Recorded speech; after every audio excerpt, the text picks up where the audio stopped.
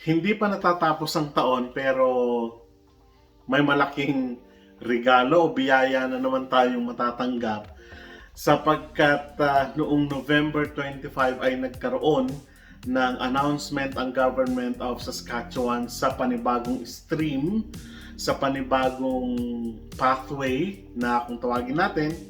Usually, masasabi natin na you are lucky sa mga naghahanap ng trabaho sa kasalukuyan sapagkat sabi nga natin in advance ay nag-announce na nga ang Minister of Immigration na mamaya babanggitin ko kung sino at kung ano ba yung programa na yon, and I am so excited na ihatid sa inyo ito sapagkat at least may bago kayong option, ano? Ito yung pagkakataon siguro sa mga tinatawag nating very low yung skill. Ibig sabihin, pag sinabi natin low yung skill ay kumbaga medyo nahihirapan tayo sa paghahanap natin ng trabaho dahil sa sabihin na natin sa edukasyon o kaya sabihin na natin sa training o kaya naman sa number of days. Usually, yung mga binabanggit natin ay nasa 5 years, nasa 6 years, 3 years yung hinahanap usually, ano? Pero masasabi natin, depende pa rin kasi ito sa mga employer natin sa mga susunod na panahon.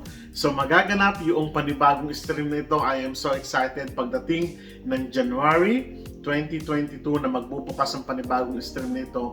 At this is actually a kumbaga employer-driven kasi ang tinatarget nito ay mga employer na kung saan pwede sila mag-hire.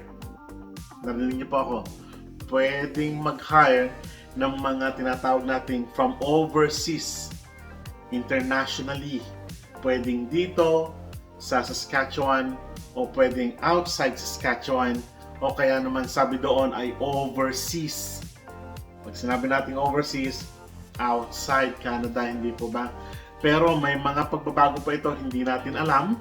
Ipag-pray natin na magpatuloy yung recruitment nila overseas, outside Canada. So, napakagandang balita na ito.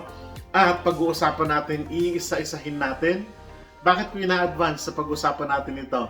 Sa atunahin, hindi sana ako mag-vlog ngayon pero dahil sa excitement ko at dahil sa I am excited, very excited na ihatid sa inyo yung magandang balita na ito for you to be able to prepare for January 2022. Ibabanggitin ko mamaya kung ano-ano yung mga job na yon. Huwag kayong aalis at iisa-isahin natin. Talagang excited na excited ako. Walang sukat kalagyan yung aking kagalakan ngayon na ihatid sa inyo yung bagong programang ito ng Saskatchewan.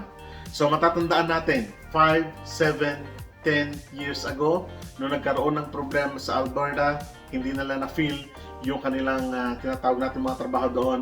Karamihan sa mga kababayan natin at sa iba pang mga kapatid natin ng ibang lahi ay nagpunta dito sa Saskatchewan at tinanggap sila at ginawang permanent residents. Ngayon naman, dahil sa nagkaroon nga ng problema because of pandemic, because of sabihin na nating kakulangan sa manggagawa. Bakit may kakulangan?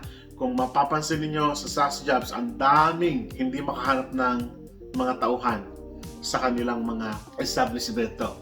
Kaya, ang ginawa ngayon ng Government of Canada, yung programang ito, in-establish nila, this is only a pilot, ibig sabihin, magiging training ground ito, pero you're lucky sapagkat dito una sa Saskatchewan sinasagawa yung tinatawag nating pilot at this is a business-driven, employers-driven. Ibig sabihin na mas mapapadali kasi yung access ng mga employers ng mga business establishments na kumuha ng mga tauhan, manggagawa from here in Saskatchewan, outside Saskatchewan, and outside Canada. I am happy sapagkat sabi ko nga, January, may panibagong pag-asa na naman tayo na ihahatid sa inyo. May panibagong pag-asa na naman na mapunta kayo dito sa Canada. Just stay tuned. Tune in lang kayo sa ating channel at maghahatid tayo ng napakaraming magandang balita papunta sa mga plano nyo dito sa Canada. At kung hindi ka pa subscriber, syempre mag-subscribe na, no? I-hit yung ating subscribe button, mag-like and mag-comment down below. At syempre pwede natin i-share ang ating mga videos dito sa Rod's channel. So ano pang hinihintay natin? Huwag na natin patagalin ito. Let's jump in sa ating pag-uusap. Tayo sa ating computer, isa-isahin natin lahat ng mga prerequisites, lahat ng mga eligibilities na dapat yung ihanda, papers, mga tips, bibigyan ko kayo. And of course, ano ba yung mga requirements? So let's go. So nandito tayo sa webpage ng Saskatchewan. To be more particular dito sa International Skilled Worker Hard to Fill Skills Pilot. So ito yung bagong program ng Government of Saskatchewan to fill in yung mga bakanting posisyon dito sa Saskatchewan para sa Saskatchewan. Malinaw yon at nililinaw ng Government of Saskatchewan na ito ay para sa Saskatchewan lamang. So therefore, if you are intended or you want to live here in Saskatchewan, this is the right path for you. Now, basahin lang natin yung mga overviews niya, no? So, the overview of this program, sabi dito, SINP or Saskatchewan Immigrant Nominee Program applications to the pilot will be accepted starting January 15, 2022. Malapit na, next month na. Employers can submit job approval forms for the pilot as of December 15, 2021.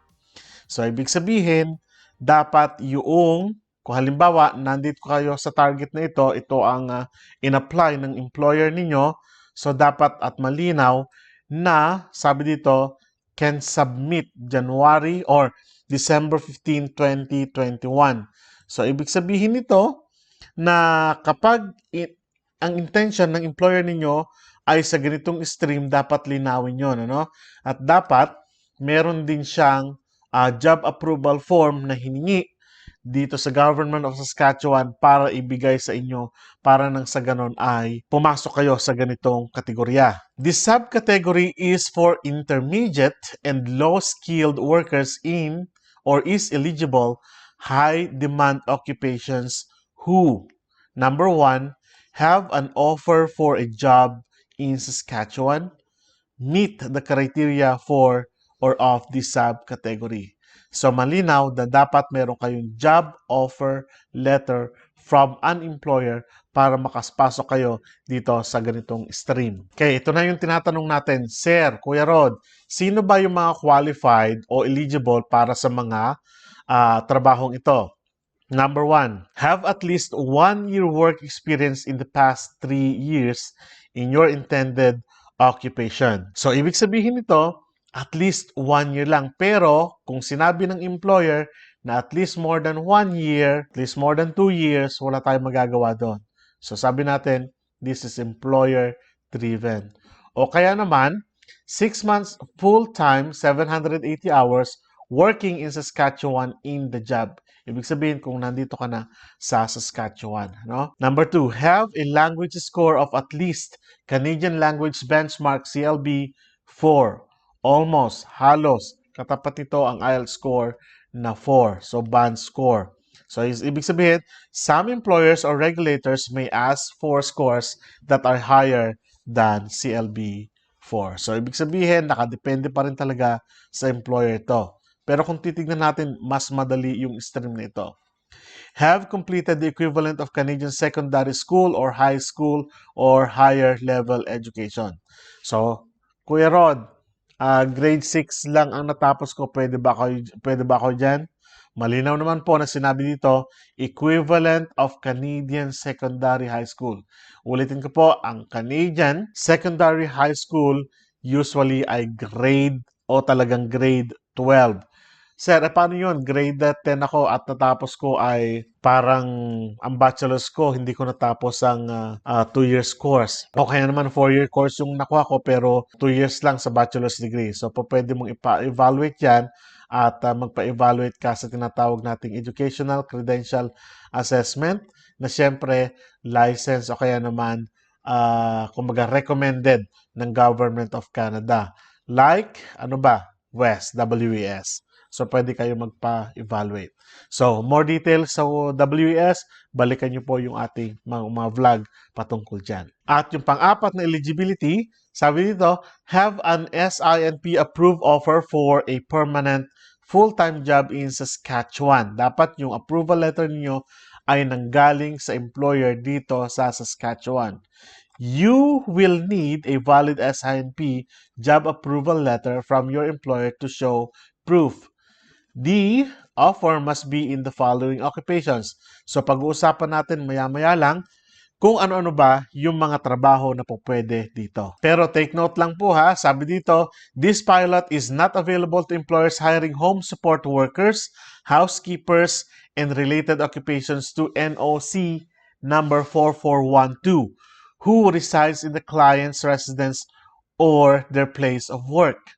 Employers seeking workers to reside in the client's residence or their place of work must utilize Canada's caregiver programs for recruitment. So, hindi po kayo pwede dito, mga caregivers, pasensya na po, ibang pathway po ang para sa inyo. At sabi pa dito, yung program natin ay pwedeng magbago anytime, pero susundin pa rin nila kung ano yung, halimbawa, nag-apply kayo ng ganitong program, pwedeng natanggal. So, ang susundin pa rin nila kung saan yung panahon kung kailan kayo nag-apply. At syempre pa, sabi dito, the federal government sets the amount of nominations the SINP can make every year. Of course, ang magsaset pa rin ng nomination ay ang federal government at sinusunod lang ito ng provincial government ng Saskatchewan. And no application is guaranteed to be nominated. So wala pa silang exact number doon sa number ng kailangan nilang kunin at ipapa-approve pa nila ito at ang may last say syempre is the federal government kung ilan yung tao na kukunin mula sa ibang bansa, mula sa Saskatchewan, mula sa outside Saskatchewan. So, hindi pa natin alam. Pero ang malinaw dito, may ganitong programa dito sa Saskatchewan. Siyempre pa, dapat ma-meet ng mga employer ninyo na ina-apply ninyo lahat ng requirements patungkol sa immigration process. At yung tinatawag natin nga na ito is the hard-to-fill skills pilot employer program. I mean, dapat masunod ng mga employer lahat ng requirements. Ano? So, sino yung hindi po pwedeng pumasok o mag-apply dito sa hard-to-fill skills subcategory? Una, kung ikaw ay refugee claimants dito sa Canada and who are claiming refugee status from the government of Canada, hindi ka pwede sa ganitong stream. Another, you may not be eligible if you did not provide the required documents. Natural naman. Paano nila ipaprocess yung papel mo kung hindi ka naman nag-apply o hindi ka naman nag-submit? You were not able to prove that you plan to live and work in Saskatchewan. Ano ibig sabihin yan? Dapat meron kang job offer from an intended employer at dapat dumaan yun sa proseso. You and your representative have intentionally misrepresented yourself in the application. Kaya sabi ko, palagi na dapat lagi kayong maging honest sa lahat ng forms na pinapasok ninyo. No? Kung may asawa kayo, ilagay ninyo. Kung hiwalay kayo sa asawa nyo, ilagay nyo pa rin na hiwalay kayo sa asawa nyo. Kung may 10 kayong anak, ilagay nyo 10 yung anak ninyo. Hindi siyam, hindi puro panganay, hindi iisang panganay. Ibig sabihin maging honest lang kayo. Yun lang ibig sabihin niya. So, paano mag-apply? Sabi dito, you need a job offer and para mag-start kayo sa inyong application, dapat mag-apply kayo using or visiting sasjobs.ca. Dito kayo maghanap ng trabaho o kaya naman maghanap kayo sa job bank pero dapat yung province niyo is Saskatchewan. Ano? At dapat mabigyan kayo, tulad ng sabi natin kanina, ng employer ng job approval letter from SINP, Saskatchewan Immigrant Nominee Program. At dapat din sundan ninyo yung application process. Yung application process na sinasabi natin, ito yung Federal Skilled Worker Process, yun din ang susundin nila. Lahat yon may requirements din doon. ECA, language, adaptability, mga ganon. I-click nyo na lang ito. Ibibigay ko sa inyo yung link nito sa description box natin para ma-scan ninyo, para mahanap ninyo, no? And of course, complete and scan, submit all your required documents. Hindi nyo sasubmit yung original documents, kundi scan lang. So, saan kayo mag-a-apply? Apply online dito sa may SINP. So, kung i-click natin yan, dito kayo mag-a-apply sa SINP website portal login online ng Saskatchewan. So, dito kayo gagawa ng profile ninyo. Kung wala pa kayong profile, create an account. Kung meron na kayo dati, login. So, lahat yan nandito na. Dito kayo mag-a-apply. Dito kayo magsasubmit ng mga forms niyo kapag kompleto na, dapat may job offer na kayo. Ngayon, ang tanong, ano bang mga trabaho, Kuya Rod, yung hinahanap dyan, yung hard to fill na sinasabi natin o yung mahirap mapunan ng mga trabaho? So, ibibigay ko sa inyo yung mga occupation, title at hanapin ninyo kung ano mga NOC ito at kung ano yung mga nababagay sa inyo batay sa inyong work experience at skills. Okay, number 1, other laborers in processing, manufacturing, utilities. Ito yung mga karaniwang tanong nyo na. Laborers in food, beverage, and associated product processing. Laborers in metal fabrication. Industrial painters, coaters, and metal finishing process operators. Mechanical assemblers and inspectors. Process control and machine operators, food, beverage, and associated processing. Sawmill machine operators, metal working and forging machine operators, general farm workers, construction, trades helpers and laborers, heavy equipment operators, except crane. Dapat mayroon din kayong training kasi yan.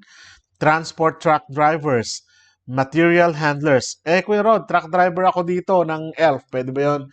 Ang sinasabi po dito na truck drivers, dapat may training kayo pagdating dito sa truck driving. Ibig sabihin, may formal training po kayo dito, no? Janitors, caretakers, and building superintendents, light duty cleaners, food counter attendants, kitchen helpers, and related support occupations. Hotel front desk clerks, food and beverage servers, home support workers, housekeepers, and related occupations. Pero remember, sabi dito, lahat ng mga nandito sa ganitong kategorya ay hindi mo na nila isinasama, no?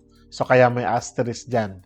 Kaya, pasensya na po kayo kung sa ngayon, sa program na ito, ay hindi kayo kasama. Well, may mga iba pa naman, no? Other assisting occupations and support health services, nurse aides, orderlies, and patient services associates, dispatchers, shippers, and receivers. So, ibig sabihin, ito po yung mga trabaho. Pagmasdan nyo mabuti, basahin nyo po ito, baka nandito kayo. So, Kuya Rod, hindi ko naman alam yung specific na trabaho ko.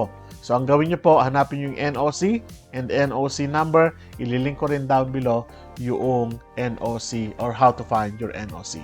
So, good luck and God bless sa bagong program na ito, sa bagong stream na ito ng Government of Canada na International Skilled Worker Hard to Fill Skills Pilot na magsisimula ngayong January 2022. Pagkatapos ninyo makita lahat ng eligibilities, required papers, documents na nire-require ng isang employer, sana, sabi ko nga, ay magkaroon kayo ng kumbaga pagtsatsaga sa paghahanap ng trabaho dito.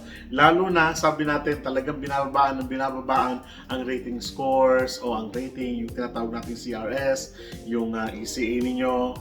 Dapat masunod nyo lang yung tinatawag nating credential evaluations na yon. Ay, nako, ang hahanapin nyo na lang talaga ay employer. So, lalo pa ngayon na bibigyan sabi ko sana, bibigyan ng malaking kumbaga oportunidad ang mga business establishments upang sa ganon sila mismo yung humanap. Hindi yung sila kundi kumuha ng mga tauhan mula sa ibang bansa, mula sa outside Saskatchewan para sa Saskatchewan. Ginawa yung tinatawag nating Hard to Fill pilot program na ito para na sa ganon ay mapunan yung kakulangan ng trabaho dito sa Saskatchewan. And I hope na sana ay isa kayo sa makarating dito sa Saskatchewan. Wala na kayong expressions of interest dito, hindi nyo na kailangan yon. Ang gagawin nyo lang ay mag-apply, maghanap ng trabaho. Kaya nga, sabi ko sa inyo, browse sasjobs.ca para nang sa ganun makapaghanap kayo ng trabaho dito. Ang daming trabaho dyan, just submit your resume kasi sa totoo lang hirap na hirap ang mga employer dito na maghanap ng trabahador na papunta dito. Ang katotohanan niyan, marami talaga trabaho, kaya nga lang karamihan sa mga Canadians, yung mga trabaho na yon ay kumbaga parang wakobet. Hindi nila feel. Kaya ngayon, nahihirapan yung mga employer na hanapin yung mga tao na nararapat doon. And luckily, tayo ng mga Filipino, gusto-gusto natin yung mga trabaho na yun. Wala tayong pinipili ng mga trabaho, therefore, tayo ang pupunta ngayon doon para i-feel yung trabaho na yun at para puntahan yung trabaho na yun. Ang dami-dami option, ang dami-dami trabaho, di ba? Kung kukunin sana nila yung mga trabahador dito o kung gugustuhin lang sana ng mga Canadians o ng mga nandito na nakakapag-aral dito, not only Canadians, yung mga ibang lahi, kababayan din natin na nandito na, mapupunuan sana yung mga trabaho na yan. Kaya nga lang sabi natin, naghahanap ng mas malaking opportunity yung ibang mga tao at sabi nila na ano ba yan? Play game ba yan ni Mo? Ano ba yan? Politika lang ba yan? I may say hindi ito politika sapagkat ito talaga yung pangailangan. Hindi mapunan kasi yung ibang tao, sabi nga natin, ayaw nilang trabahuhin yung gayong trabaho. Halimbawa na lang, yung mga cleaning jobs. So sino ba ang nandun? Usually yung mga Filipino, mga kababayan natin. Care home, sino ba ang mga nandoon? Hindi ba mga kababayan natin, mga Filipino? Hindi ba? Ayaw naman nilang pumunta sa ganung trabaho. Well, anong magagawa natin? So, let's jump into that particular job at tayo ang magtrabaho. Hindi ba? Ganun lang yon. Okay, so sana ay nagbuhayin kayo ng loob. Bilisan. I-prepare lahat ng mga documents ninyo, lahat ng mga credentials ninyo, ayusin na. Pagdating ng January at full blast na, yung Hard to Fill pilot program na ito, submit. O kaya naman, ngayon pa lang, maghanap na ng mga employer, maghanap na ng tinatawag nating mga prospect ninyo dito sa SaskJobs. SaskJobs lang po ha, at tapos dito sa My Job Bank. Doon kayo maghanap. Pero ang destination ng papers ninyo ay syempre dito sa Saskatchewan. My Saskatchewan. Maraming salamat po. At kita-kita tayo sa mga susunod na vlog. Paalam.